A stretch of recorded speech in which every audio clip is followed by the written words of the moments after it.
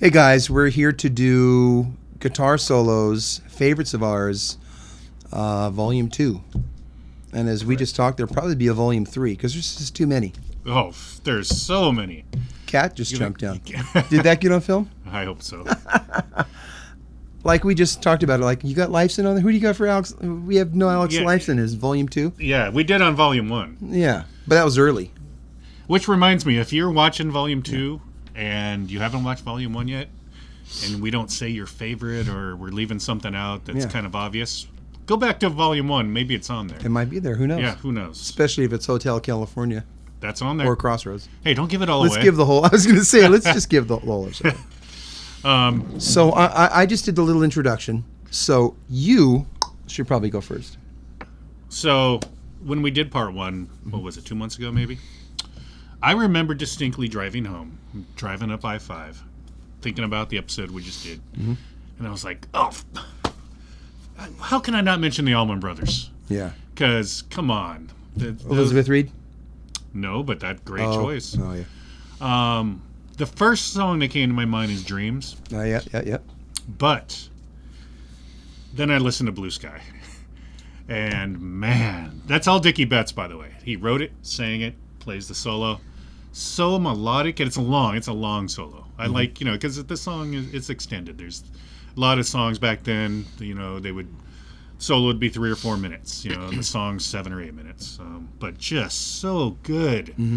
Just, he doesn't get as much credit as he should because he was in a band with Duane Allman. But Blue Sky, I'm telling you right now, you're going to hear me talk about 15 different solos. Blue Sky's my favorite. So we're just starting off, to me, with the best one. Mm-hmm. I love that solo. So speaking of country twangy rock and roll, you're gonna notice he's got more metal than me. Let's put it that way. Yeah. So Kirk Hammett just doesn't get enough love for the melodic solos he wrote. Yeah, he likes wah wah, but I love wah wah. But the melodic nature of the solos that he wrote, everyone's going to compare him to Mustaine all the time, and Mustaine shredded just fine. But for me, on Ride Lightning and Master of Puppets and Justice, Kirk Hammett's just badass on this. The way he fits in the group, and in particular, his solo on the song Ride Lightning. I just think the arrangement is incredible, the way it builds, and he just comes up with really cool stuff. That is my favorite Metallica album, and Red and Lightning, one of my favorite songs. Yeah, so a shiny moment for Hammett for me is Red and Lightning guitar solo. Check it out. Didn't Satriani teach him? Or I think it's a couple little lessons. Okay. I don't know if he taught him very much. But. All right. Interesting fact. Yeah. So I'm going way back. We're going back to 1964 for this one. You really got me. 15-second solo. Mm-hmm. And it sounds even shorter than that if you listen to it. It's not so much a solo as it is an outburst. Mm-hmm. Yeah, sometimes I mean? Those are great. It kind of like, say, Twist and Shout. There's the scream right before it starts and the frenzy builds. It's all played right there. There's a lot of, it's, down low on the neck, but it is so powerful. And it's, to keep in mind, it's one of the first guitar solos like that. By Dave Davies, of course. Mm-hmm. Not by Jimmy Page. There was a rumor that Jimmy Page played the solo. Well, he played the rhythm. Did he play rhythm? I think he's the down. I think he played the Dave rhythm. couldn't play that. I don't know. They just had Jimmy. A lot of sessions in that era. They just had Jimmy Page there with Who and whoever, just to make sure that it was grooving the right way. And I don't know. Page himself has dispelled the rumor that he played the solo. So yeah. It's Dave Davies, and it's amazing. And I've seen him recreate it live. Well, not in person, but for the historical aspect of it, you got to mention You Really Got Me. Yeah. Incredible. And I love the Kinks, and I wanted to include Dave Davies on this, and it was just natural to go back to that song. To be honest with you, they're not really a lead guitar solo band. Yeah, there's not a lot of solos on their songs, really. Yeah. They're more song oriented because of Ray. He's a great pop songwriter. Oh, yeah, one of the best. Anyway, love the Kinks, and that's what I have to say about that. So my segue off of that. Oh, I get what you're doing. my segue off of that is no. Oh, okay. That would be the first album. Yeah. My segue off of what you just mentioned is when I went through a bunch of Van Halen songs and I thought I definitely want to have a Van Halen song on here. I chose Hot for Teacher in round 1 on that last episode of favorite guitar solos. And 2 is really good. I think 2 is just as good as the first album, really. I didn't say anything. Great songs on here, though. I think you're going to pick my favorite. So what I'm picking on here is a solo that's got some razzle dazzle, some little bit of whammy bar, a little bit of everything. It's DOA. Yep. It's killer. It's intense. And the reason why I was going to segue from that though is because the short solo thing you mentioned. You know, Eddie Van Halen on the top of the polls every year. You know, the magazine polls and best rock guitar player in the world for years. You listen to his solos on all these Van Halen albums. It's like, was it just like a 4-bar solo right there, where he just went off and ended with a little tap or a little edit? You know, it's like these short. Almost all of his solos are so short, and he's like this guitar god. Mm-hmm. And as Angus said, a pop band. Listen to DOA, but somebody give me a doctor. Yeah, so I think it's interesting. But, of course, Van Halen's soloing throughout the song all over the place. Little bits, interjecting between the vocal lines and stuff. But a lot of his solos are really to the point. You know, just these little guitar solos.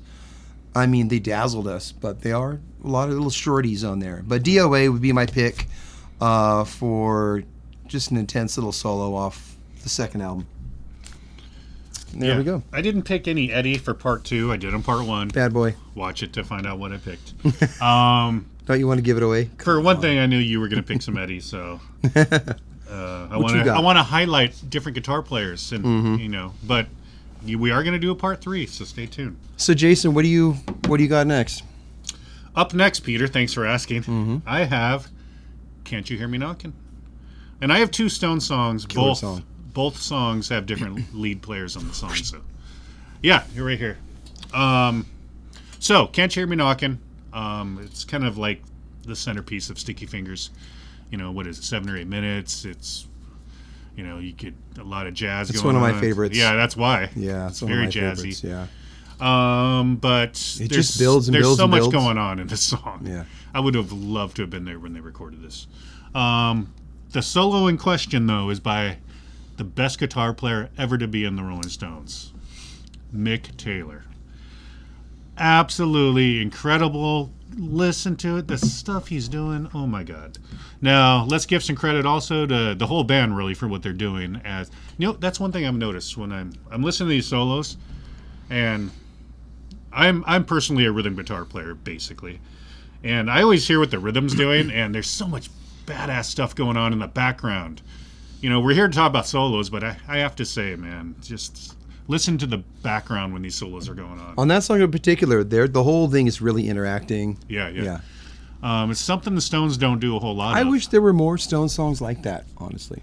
Okay. I like that. That's what I mean. Taylor era, you know. Oh, it's the best. Yeah. Absolute best.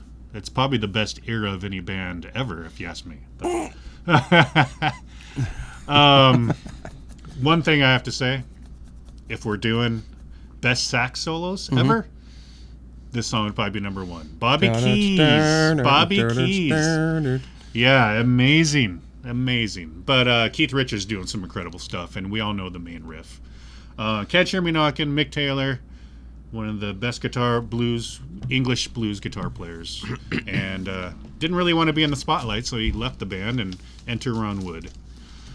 So who do you have next, Peter? I got something from that era. It's undeniable. I chose Lazy last time because it's a really special guitar solo, but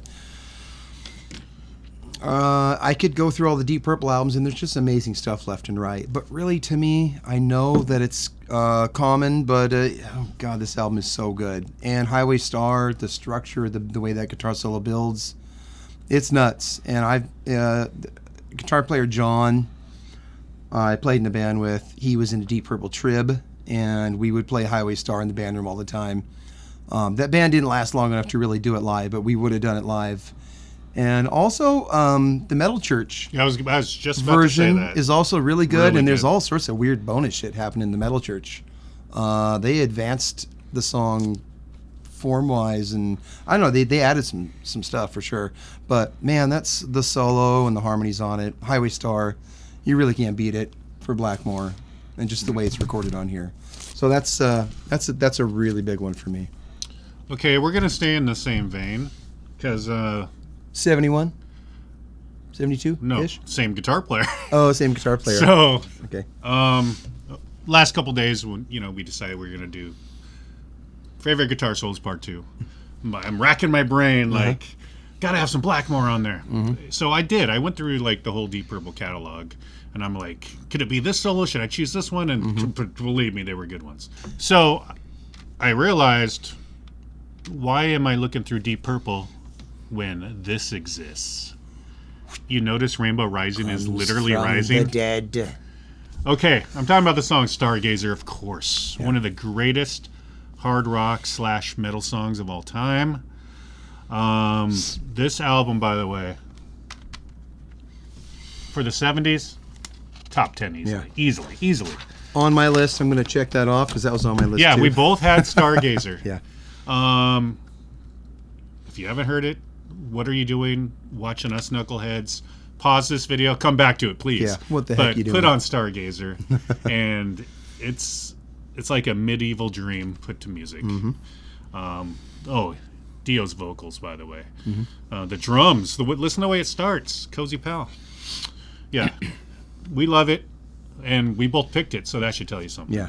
Richie Blackmore. Same era or a year later, and this one's coming from the side. You notice a theme here, English rock bands? Yeah. Besides the Allman Brothers. For me, Awaken is a killer. It's hard with Steve Howe because like everything he did on every song, it's like he's doing the coolest, weirdest, odd stuff. But Awaken, all the guitar stuff he does, some of it's written, it goes into a killer solo, and he is just ripping it up on Awaken. He also starts Parallels. Is it Parallels that he starts? No, the song Going for the One. He starts that Ooh. with the darn. See, There's a lot of guitar in yeah. that song too. But Awaken, that is some mega guitar stuff happening from Steve Howe. And I think, did I read one time that the guys in Yes kind of all think that that's his tour de force also. Oh, So Steve Howe, Awaken, check it out. yeah. Or check out any like old Yes albums. Yeah. Because, yeah, I mean, I definitely could have picked some. I probably would have went for something like maybe Long Distance Run Around or Earlier, yeah. something. But yeah, great stuff. Yeah. Steve Howe's amazing. I'm going to keep the English rock vibe going. And we're going to go David Gilmour. Okay, both of us picked the same Pink Floyd song on the first really? episode. We're not going to talk about that. Oh, okay. So how about this? We'll make it through Gilmore with you tell yours and I'll tell you mine. Well, You show me yours, I'll show you mine. I'm going to show you, Peter. Shine on, you crazy diamond. Okay. Now, I easily could have picked, because I was listening to Wish You Were Here Today. Killer and Moody. Yeah. I was listening to that album, and Have a Cigar as a killer solo. And it's nice to hear them rock out. And Wish You Were Here, that acoustic intro solo. And his solos in that album, the group's kind of already kind of like I've heard the group's kind of already fallen apart there, and they're hardly in the same room together. Yeah. That's what I've heard anyway. It got pretty bad. So it's amazing that album is so good. Oh, it's amazing. Yeah. But yeah, Shine on Your Crazy Diamond. I mean, it starts with the solo, and solos throughout. It's just nice, clean tone. You know, you could tell a lot of thought went into it. Pink Floyd, that's quality music. I mean, right and that song in particular, Out of Body Experience. That's just there. That's from a guy who doesn't even do drugs. from. So Caffeine mine is is a drug. money. Mine is money because how that guitar solo goes through the changes, gets distorted. All the reverb comes up near. You know, I love the Money guitar solo. It's killer. I know it's kind of trite. It's one of the big pop songs, but that's some killer wailing he does on Money. So and sax solo too, right? Oh yeah. And if we were going to do a song on best cash register in songs, an episode, that would be my number one. God, we can probably get 3 or 4 episodes out of cash register solos. Easily. You know, I watched a thing on them recently, and they set up that. I guess it was hard to get that boom, boom. It was hard to get I that bet. thing I going. bet. Once they got it together, the band played with that. The band played with that to be on with it. Yeah. They played live with these, put it in their headphones, played the song with it. I mean, after 16 bars or whatever, I think he said he faded it out for them. This is in the Beato Alan Parsons interview. That's cool. He gives up a lot of cool information about Pink Floyd and stuff. But he said that they actually played with that, and then he faded out. Then they just, they weren't playing with a click, but they initially were playing with a click that was a cash register at the start of the song. Yeah. Interesting. Yeah. Very cool choice there, Peter. So money was mine, so back to you. well, I'm serving it back. We're staying in England, and we're going back to the Rolling Stones. Yeah. And this time we're giving Keith Richards the spotlight Mm-hmm. because he plays the solo in "Sympathy for the Devil" Oh. from '68. Great. So the thing I like about the solo is it's tasteful, and there's so much space between the licks. Yeah. Could it possibly be he's making it up on the spot? So he plays a little something, then he literally has to think of what to play next. Who knows? But it's incredible. Actually, you know what? I haven't Play the space, man. I haven't watched it in so long, but I know the whole recording of the song is documented. So I should probably watch it at some point. Yeah. But yeah, incredible solo. I was always thrown off because right before the solo starts, Mick says something that sounds like, what's he say? Let's go, Jimmy, or something, Jimmy. Mm-hmm. And I thought I heard a rumor that Jimmy Page played the solo, but it's not. It's Keith. If the internet's correct, it's Maybe Keith. they got locked out of their car and they wanted to go, Jimmy, get in the. I don't know. But Keith Richards, badass rhythm player. Mm-hmm. Some might say sloppy, okay, but that's rock and roll. But he nails that solo, so we gotta love it. And Brian Jones was probably not up to par at the time, Yeah. which is probably why. And was Brian Jones really much of a lead player? I was just gonna say, did he even do leads or did Tell he me just, one. I mean, he was Did he just look cool, or- technically the lead player. Yeah. I'm gonna be honest with you, Peter. You think he's hot? No, just the opposite, actually. Brian Jones has never impressed me. And Really? the Rolling Stones are my second favorite band. He plays the sitar and Paint It Black. Okay, and yeah. I know he started the band. He was a big blues guy. Yeah. But think of anything else. Like, what's he doing Jumpin' Jack Flash? Nothing. You know what I mean? Keith is the man in that band. He took it over, and I think that's quite obvious. So anyway, not a Brian Jones fan, really. Yeah. So I'm going to break up this early No, don't do 70s it. shit we got going on here because, who needs it, right? And I'm going to say Wake Up Dead. I mean, those dudes are just soloing and soloing. It goes on. Don't. It just. First of all, the song, I absolutely love the song. Mm-hmm. But the solos just keep going and going. I mean, the whole album. Devil's Eye. I mean, the whole album is great because Chris Poland's great, and Dave Mustaine is really good too.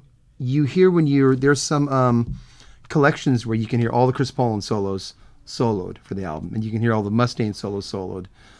Chris Poland was on another level for sure, clarity and his musicianship, but they both sound great. Dave is raw and very pentatonic and very fast, but they are ripping it up on Wake Up Dead, one of my favorites. This was my favorite Megadeth album for a long time. Yeah, Peace Sells. That's my favorite song by them. Yeah. It's a damn good one. Yeah. Right on. I've seen them a few times. Yeah. What's their big popular album like from the 90s, like early 90s? They played it in its entirety. So, Rest, yeah. yeah, there you go. So I'm going back to England. I'm going back. All right. Going back to England, to England, to England. So, the best guitar player ever on a Beatles album was not played by a Beatle, and there's not one person that would disagree with me. Guy from Cream. Yes, Eric Clapton plays on "While My Guitar Gently Weeps," and He's- boy, does it weep! Oh my God! He's like the only guest guitar solo, right, that they ever had? Yeah, not the only guest musician. Yeah, but guitar solo. True. think. Yeah, I I'm think. pretty sure. I'm pretty sure. Unless George Martin did something at some point. Maybe strummed a few chords, but why would he have to, really? George Martin and Billy Preston were the only other musicians on Beatles albums. If I'm wrong, correct me, but I'm pretty Well, sure. there's some. You know my name. Look at the number. Oh, Yoko? there's Yoko some- technically is... No, there's She's on something doing... Brian Jones. There's people on some Oh, well. things here and there, but Like background vocals, you mean? yeah, stuff like that. You mean Brian Jones did something? I think he's on that Worth- song, isn't he? Yeah, I don't know. Isn't he? That would have been around the time he died. So, no clue. But while my guitar gently weeps, Clapton plugs in, he wails, he walks out. That's the way I'd like to picture it. Like Prince, he walks in, he plays, he throws the guitar down after one take and struts out. Oh, you know what? Speaking of that, have you seen Prince play the solo on the song? Oh yeah, When on he- the George concert for George. Yeah. Oh, it's good. Yeah. It's really good. Yeah, Prince, by the way, is amazing. That guy can play. Man, he'll be on part 3. Okay, but yeah, it's just it. To say his solo takes the song to the next level is an understatement. That's in his Cream era, like his Stack, Marshall Stack era, that vibe, and I just think most people agree Clapton did that thing so well with an SG or Les Paul through a Stack, and after Cream, he just never really went back to it. It's kind of sad.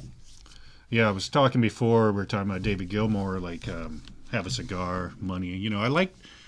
I like when bands that don't normally rock out, they let it go for 3 or 4 minutes and rock out. It's nice to hear the Beatles do this here, and Clapton as well. I like when he really gets down to it, some of the Blind Faith stuff. Had to Cry Today, some of the Derek and the Dominoes stuff. It's just absolutely amazing. But then again, when he gets bluesy and all that, that's great too. But yeah, while my guitar gently weeps, I'm crossing it off the list. All right. So next for me, we've been on a big AC/DC thing lately, and we did a bunch of AC/DC episodes, and so the catalog's pretty fresh in my head. It's hard to pick one Angus solo. They're all just kind of rip your head off, and he's not really. He's very proficient at being this gutsy rock blues player, but he's not Mr. Acrobatic anywhere nearing any kind of guitar god Yngwie type stuff. No, he's no. not like that at all. No. He's happy with his fast Chuck Berry licks, and he just does it so well, and he really reaches you. If it ain't broke, don't fix it, is their motto. Yeah. So for me, it's Whole Lotta Rosie off here. To me, Tour de Force Angus, and really at his just raw guitar soloing prime, So, what do you think? Good choice. What would Peter. your Angus It's pick be? Yeah, That's tough. yeah. You're putting me on the spot. It That is tough. very tough. Yeah, I had to go through some albums, but yeah. Believe it or not, You Shook Me All Night Long is a great solo. Yeah. That is a great solo. Yeah. And it's not your typical Angus solo. There's a lot of melody to it. Yeah.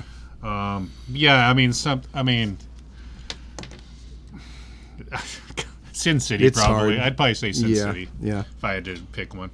The live album, there's some solos on that album are great too.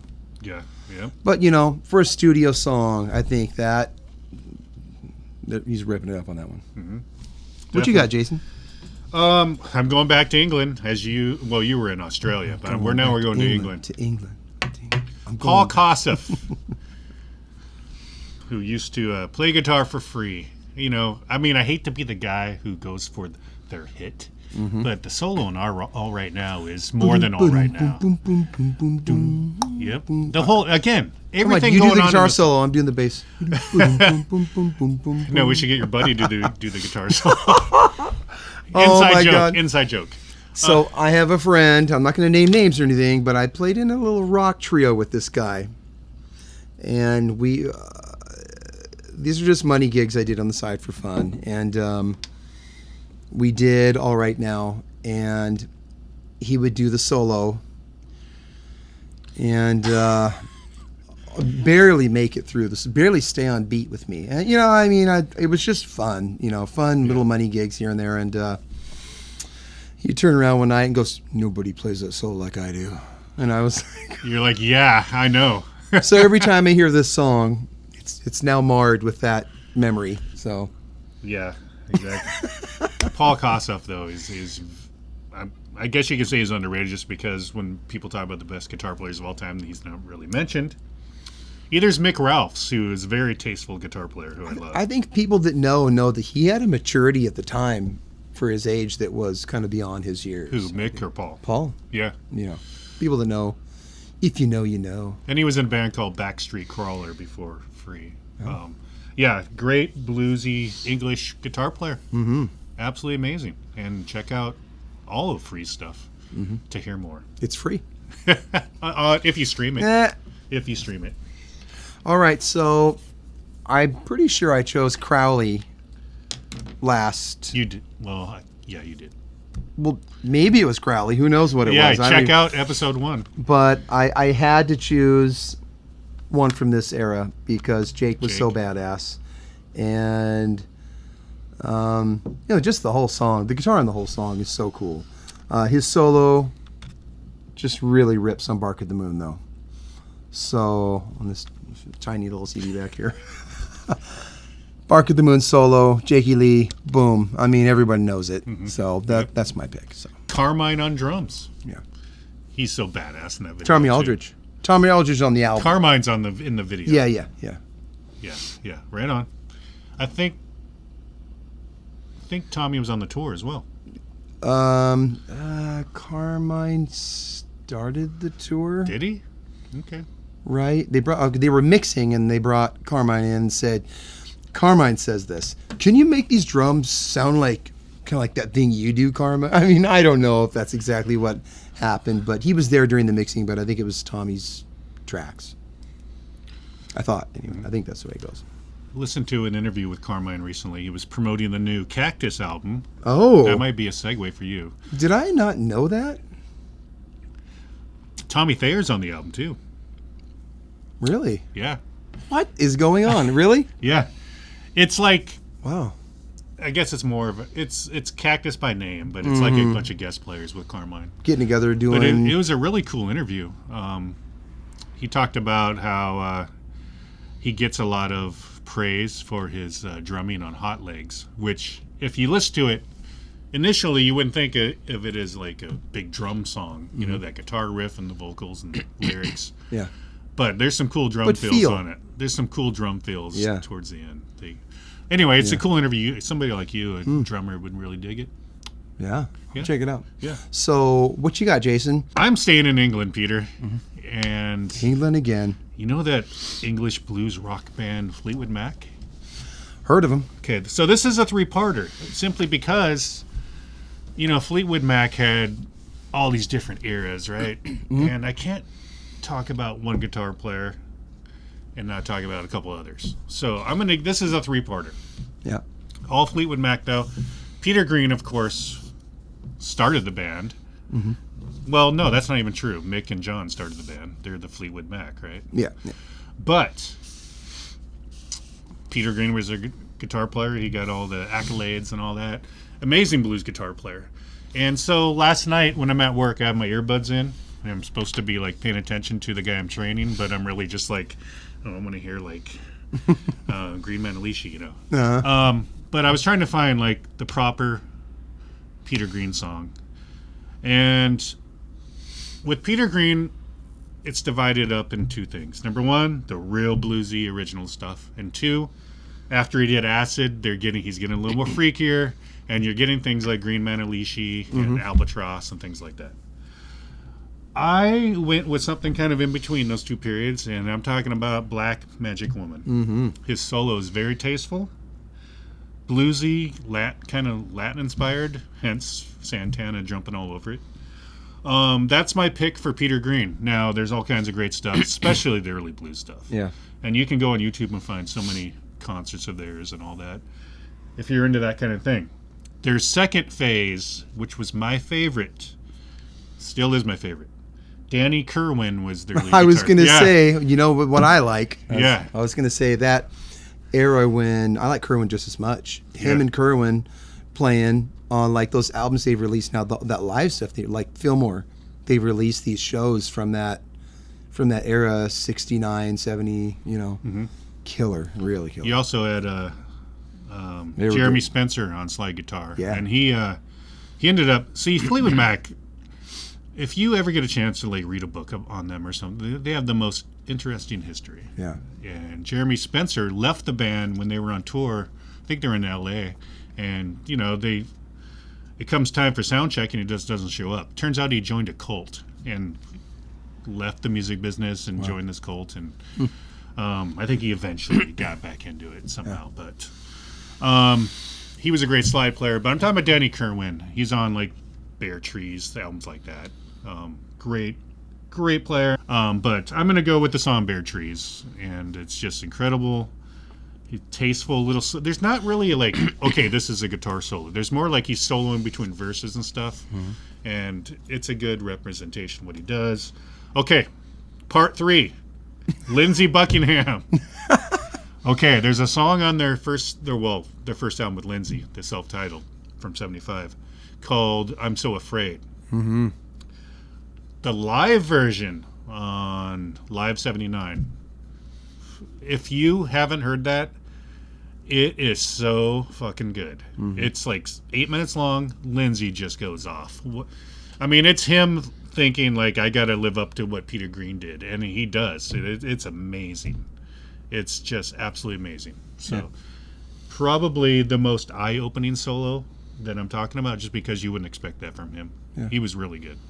Really good. He always did a big guitar solo live, even in the 80s, 90s, those eras. This song, it was a showcase specifically. He can bring it. Yeah. Yeah. Talented guy. Good songwriter. Speaking of female fronted, though,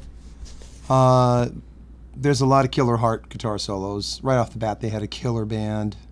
For me, just like the way one guitar solo goes up, one goes down, that the Magic Man solo is great. Oh, yeah. The whole arrangement is like, God, where the heck did they come from? It's like as good as anything anywhere. And they came from down the road here. Really? Or across the bridge, wherever. Yeah. Yeah, so Heart, Magic Man. I mean, that is kind of some prog rock going on there, really. Okay. So Heart, yeah. I mean, it's funny. We're talking about England and all these places, to us, mythical places, Yeah. meccas, and then Heart from down the street. In here we have Heart, we have Hendrix, we have some cool stuff from here. Okay. I'm staying in England, though. We're going back, going across the water. I wanted to get some Mick Box on the little program here. Yeah. And, Uriah Heep, what song do you pick? Mick Box, first of all, let's get something straight. He's been in the band for 55 years. Their only lead guitar player. Okay? I'm waiting for this. It's a showcase for him. Yeah. And it's the title track of my favorite album by them, The Magician's Birthday. Yeah. Okay. The last track on the album, super long, 8 minutes or so. Just, he goes off. It's a really weird track, but when the guitar solo comes in, you'll know what I'm talking about. Mick Box, incredible. Thanks for keeping Uriah Heep alive all these years. He's literally, I think he might be the only surviving living member. Ken Hensley passed away not too long ago. Yeah, we both love Uriah Heep, and that's definitely a band that we need to delve further into at some point. Okay, so I got a few numbers left. I want to talk about Thin Lizzy because it's really hard to pick a guitar solo with one guy going off for like a couple minutes. It doesn't happen with them all the time because once they figured out the guitar harmony thing, they structured all these leads around the two guys. And one of my choices, even though it is a harmony lead between two guys, is Wild One. In this whole album, if you're a guy who always listens to... Or a woman, or not being yeah, specific. if you're someone who always kind of like has heard everything from like, Jailbreak album and on, go back and check out Fighting, because Fighting is really and Bad killer. Reputation too. And this album, I mean, Wild One, Rosalie, just everything on it. For those who love to Suicide. live, God, every album, every song. on Ballad here. of a Hard Man. And that is a hard tune too. Oh, That yeah. is a badass tune. But Wild One, the guitars are just really cool and really soothing and beautiful on here. Check it out. Yeah, we both love Thin Lizzy, kind of like Uriah Heep. We both love him. Yeah. We hardly talk about him. Well, we just kind of haven't got there yet because really every single Thin Lizzy album. I mean, there's really no stinkers. You know, just like a lot of bands, there might be a song or two that are, you know. Yeah. They're Thin Lizzy, they're Phil Lynott being the songwriter. Yeah. They're more song oriented than you might think. You know, they're really into song craft, but it doesn't mean their guitar players can't show off. You know, But even the early stuff with Eric, like, dude, they were so good right off the bat. You know, Yeah, I love it. Oh, and then they had Sykes on the last album. Holy shit, they were consistent album after album. I think you had Cold Sweat on the maybe Yeah. on the first episode. Don't say that. Okay. Yeah. Okay. I wanted to mention the early guys, though, and Wild One's a really cool melodic lead. So. Okay. What you got? Staying in England for this one. England and this again. is the most metal song you're going to hear. Not very Tacoma of you. Rock Bottom, not by Ooh, Kiss. Mm-hmm. UFO. Yeah. I had to pick a Shanker song, you know. Oh, yeah. And I went back to my favorite UFO album, Phenomenon. Rock Bottom. I mean, come on. I mean, I can sit Yeah. here and talk about the solo, but let's talk about that opening riff. Best opening riff ever in a Oh, yeah. metal song. That's got the riff, the Alright. song, the vocal performance, too. That solo that builds that he did with MSG in the 80s and just started taking it to outer space. Yeah. And I saw him on 6th Ave at my friend's club when he opened it. Did you see that? I seen Shanker in Seattle. Oh, okay. Yeah. Well, that's cool. That's a cool story. What club was that? That was backstage that my friend opened on 6th Ave here in Tacoma. Oh, we played there. Yep, yep. And George Lynch opened the place. A few months later, they brought in Michael Schenker, and he did Rock Bottom. He did 3 or 4 UFO songs. You know, Yeah, Doctor, Yeah. maybe. I think he did Another Piece of Meat. Ooh, He did a couple Scorp songs. that's cool. You know, he's always affiliated with Scorpions, but he played on like a total of like maybe 7 songs or something like it's that. weird. I personally don't really think of the Scorpions when I think of him. Well, he's on the first album. Yeah. But they were kind of like psychedelic hard rock at that point. They hadn't really become what we know as Scorpions. To me, that kind of really happened on Flight of the Rainbow, I suppose, or In Trance. And then, In Trance. but then he's on like 2 songs on Love Drive, Is he? right? I did not know He's that. on Another Piece of Meat, and Did not know well, that. they didn't really totally know if they had a guitar player that was going to stay, and they brought him in for fun and play on some tracks. This is between the guitar players? Right before Mathias, or maybe during Mathias. Maybe they just wanted to have him come in for fun and play on some songs, but he's only on a couple songs. But yeah, It's Man, weird he there's- didn't just join the band. Yeah, they probably couldn't get along. In fact, I think they still don't talk to each other.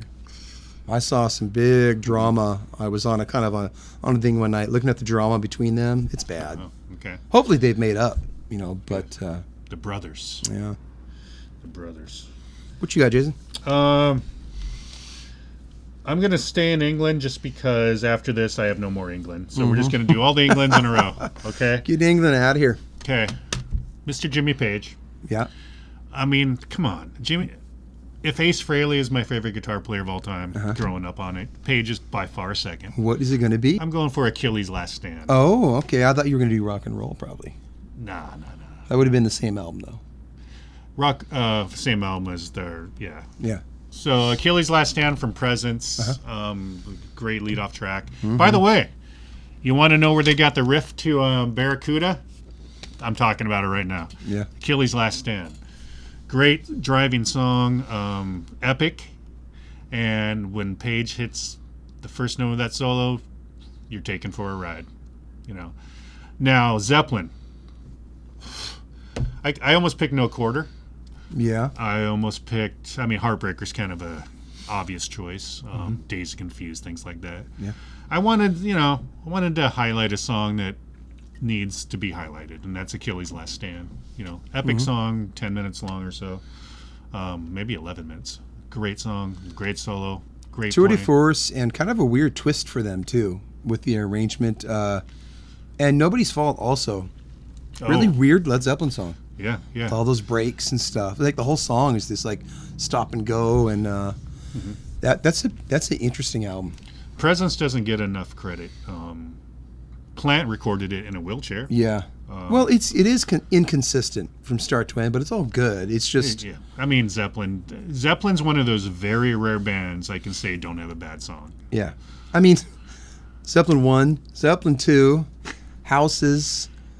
3 is inconsistent, but it's amazing. But then 4, I mean, how do you compete with all Physical that? Graffiti, you didn't even say. Yeah, how do you compete with all that shit? Like, oh my man. God. That's just the building blocks Yeah.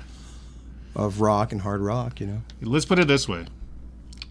If Presence or In Through the Outdoor, if you're going to call that their worst albums, they're still absolutely incredible. I mean, come on. We even love Coda. So, yeah. I'm going Oh, I for love Coda. Oh, yeah. Achilles' Last Stand. All right. So, Jimmy Page. Killer. Love him. So I'm going blues rock on this one. The first Cactus, speaking of Carmine, the first Cactus and the guitar solo, the whole, I mean, Mitch Ryder and the Detroit Wheels, you know, that Devil in the Blue Dress, that little guitar break that's nuts. That's him. What is his name again? Yeah, Jim McCarty, actually. Yeah, yeah. But Parchment Farm is the opener on this. And he just rips your head off on here. On the whole Mose album. Allison song. The whole first 3 Cactus albums, amazing. This one is recorded kind of distorted and raw and like fucked up sounding. And it comes across like just crazy energetic. And the band is just on fire on that song. But yeah, his guitar solo on that is just shredding it. It's interesting, you don't hear about him more, but he just, after this, he was in the Rockets. I don't know what he did after that. I don't really know what he did. I guess that's why you don't hear about him listed up there with the Claptons and all that. I Because didn't he know he just, was in the Rockets. yeah. Okay. Anyway, yeah, Jim McCarty, Parchment Farm, check it out. It's insane. And speaking of Fleetwood Mac, the Rockets covered "Oh Well." Oh yeah, yeah. So you're a fan of the Rockets? Yeah, they open up for Kiss. How cool is that? Oh yeah, that's right. I never really knew much about him except for he went to. Yeah, that's cool though. When I was on a big Cactus connection. kick when I was younger, I was looking at all the names and, you know, trying to get all those Amboy Dukes albums that had Rusty Day on them and just seeing where they all came from and went. Because, man, I love Cactus. Yeah. Yeah. So I only have 2 more picks. If you have more than that, I can think of something off the top of my head. But we're going to Southern California by way of Canada. Neil Young. Now I know this is probably the most controversial pick I have because some people don't think he's a good guitar player. Yeah. Now he's very primitive. Yeah. He's like a fish out of water up there. You know, just I love watching him play guitar solos. It's amazing. Does he do something that reaches you, you know? Oh, To me, I like his songwriting and I like his singing on his songs. I mean, you know what I mean? But I get it, though. I mean, I get the it. thing with Neil Young is, like you said, he's basically a singer-songwriter, but Neil Young also does what the fuck Neil Young wants to do. Yeah. That's why you add in the 80s, like Neil doing a country album, Neil doing a rockabilly album, Neil doing a punk album, you know, new wave, whatever, you know. And in the 60s, he left Buffalo Springfield. You know, it was the late 60s, you know, you have that jamming's going on, you know, Laurel Canyon scene. Down by the River, the guitar solo. I even had to look it up, like, is that Neil playing that? It's fucking great. It is. And he's playing a 53 Les Paul. I looked that up, too. Just amazing. Now, he's not known for being a guitar player, and you know, probably doesn't want to just be known as that, but he's good when he wants to be. Very primitive, especially now with all the distortion and stuff. Oh, I could have said My, Hey, Hey. Hey, Hey, My. The live version from Rust Never Sleeps that closes the album, because it's on there twice, acoustic and electric. The electric version, the most distortion I've ever heard on every instrument. There's distortion on every instrument. Listen to it. There's distortion on the distortion, and I was listening to it on YouTube, and like I could see the first comment, and it said, Wow, that's Neil distorted. Young invents grunge. I mean, Yeah, it's so grungy. Yeah. But that I could have said that, but Yeah. the guitar solo in that doesn't even sound like it's from this world. So, but Down by the River, it's more organic, so to speak. So there you go. So I'm going to say one coming up that I don't have a copy of because I have a burn of it right now. But it's one I got from my dad in my original box of records I got from my dad when I was a kid, when he realized I was in need of vinyl because I was getting into music. And and I got a cool story about this that I just learned something about it last night. And I wasn't even, it just came across it. And I was like, oh, I'm going to mention that song tomorrow. So One Word from Mahavishnu Orchestra, 1973 album, Birds of Fire. One of my very favorite albums of all time. And kind of why I go in different directions like jazz, Miles, fusion, Deep Purple rock, because I got all that stuff from my dad when I was young and impressionable at a time when I was open. And before I didn't really know what was cool. I didn't belong to any club. I didn't have a Misfits patch on my jacket like I'm punk rock. Not even the Columbia House Music Club. Yeah, that was Fleetwood Mac and Doobies. That uncooled me right from the start. That's what it is. So, yeah, One Word is this song on Birds of Fire where it starts with a guitar solo, and John McLaughlin at the time had this insane, intense feeling. Kind of like, he had a lot of command of his guitars, a little different than Neil Young, but he had a ferociousness that reached you like that, though. A primitive thing that came across. And even if it's just one note, he had this, he'd like to, at the time, McLaughlin liked to just bend on one note for like 10 seconds straight and get everything out of that note he could. Kind of like similar to Neil Young, I think. When you think of them, they're pretty much the same player, really. Yeah, that's what I was going to say. But the funny story that I learned about this was that Ken Scott, who recorded the album, engineered the album, he learned about Mahavishnu Orchestra. Get this. He learned about Mahavishnu because Elton John, who he was working with at the time, played him Intermounting Flame, which is the previous Mahavishnu album. And I just thought that's so funny. Here we think of Elton John as this, pop songwriter. He's listening to Crazy Fusion, playing it for people. It's awesome. It's so awesome, Yeah. He plays it for him and says, it'd be awesome if you worked with him sometime. So through whatever got said to John McLaughlin or whatever, Ken Scott got a call to record Birds of Fire. And Birds of Fire sounds amazing. Ken Scott worked with Beatles. He did Honky Dory. He did the Supertramp albums. He made stuff sound good. And he made Birds of Fire sound absolutely killer. So, I actually have that album. it's a cool story. What, Birds of Fire? I bought it at a Goodwill because I thought the album cover looked cool. Mm-hmm. Yeah. And I'll say John McLaughlin opens and then goes into a little drum solo and they kind of a breakdown, and then they start trading like jazz, because they are guys from jazz. They start trading fours, trading like bars of four or whatever, trading bars of two, trading bars of one. They break it down. Pretty soon they're insane over the top of each other, all soloing at the same time. And it just explodes at the end. It's amazing. So, I'm going to listen to that on the way home, Peter. it's crazy. You might have to pull over. Oh. You're going to get a ticket. Okay, we're changing. How can you top that, Jason? We're changing gear totally now. Yeah. And I'm going to the 1990s. 1990, actually. I'm going down the road again. Grunge City. Grunge City. Okay. Anybody who knows anything about the grunge bands will tell you there's one guitar player that kind of shines a little more than the others. Not that Cantrell wasn't good or, Kim Thale, whatever. But this guy learned from the best. Mr. Ace Frehley, Jimi Hendrix, those Thin Lizzy guys we were talking about earlier, people like that. And it shows in his playing. And his playing is top notch. And I'm talking about Mike McCready. Okay, the song I'm gonna refer to is "Alive," and that solo it takes the song out. It just takes the song to a whole new level. It actually nicks a bit of a Kiss solo. He's admitted this. She from Alive. That's ironic. Alive, the song Alive, Nick's a song from Alive. But and that very part of that solo, I think Ace nicked it from Robbie Krieger in 5-1. If you listen to it. Anyway, but just Mike McCready's amazing. There's a Hendrix tribute album.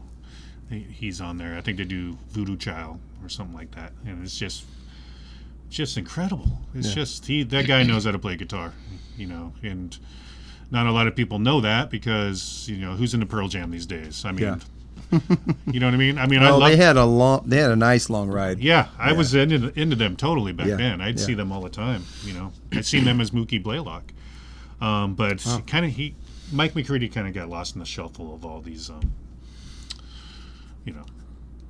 like us. I mean, we're talking about these classic players. Got to mention him. So that's my whole list. Okay, I got one more I'm gonna add today, and this is classic as it gets for early '80s. Vivian Campbell, and there's a few of them that I'd like to choose. Really, Holy Diver, Last in Line. My choice when I listen to them, just from like the energy you get from it, and how he does so many cool things all compact into this 30-second solo or whatever it is. Rainbow in the Dark. Love the solo on Rainbow in the Dark.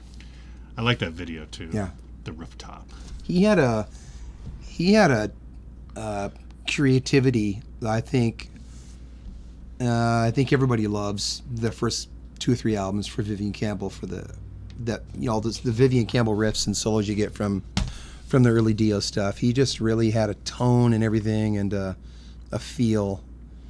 He was amazing. He lost that in Def Leppard. Let's be honest. Well, he just joined one of the hugest groups and got to just play these songs forever. And he wasn't a part of the classic songs. So, but he's still in Def Leppard. Yeah, I think. Short hair and everything. Yeah. He was in Whitesnake. Yeah, that's cool. But yeah, Vivian Campbell.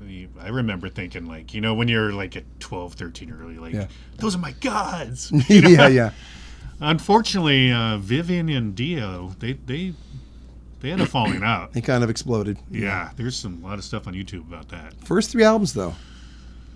Once Dio died, Vivian Campbell was able to kind of you never really wanted to talk about that stuff too much, I mean, I think they were just both pissed off forever about it, but he came back around and he does or did the tribute thing once in a while, right? I don't know if he does it now, but he did do some tours. I think so. Post Dio, he did some tours and came back around to it and embraced it. So, but Vivian Campbell, from my teenage years, that was some killer stuff. Yeah, it was obvious that guy can shred. He can play. Yeah. And he looked cool. That's half of it when you're a kid, The guy's got to look cool too. It helps. It helps the whole thing. You know what I mean? So it's a package. So that's me ending on a nostalgic note, I guess. Yeah. Yeah. Thanks for tuning in. There will be a part 3 if you liked part 2. For sure. And who knows, probably more after that, because so many guitar solos to talk about, or guitar players. Cash register solos. That's coming. Don't dare us. Yeah. Okay, I'm Jason. This is Peter. Thank you for tuning in. Goodbye.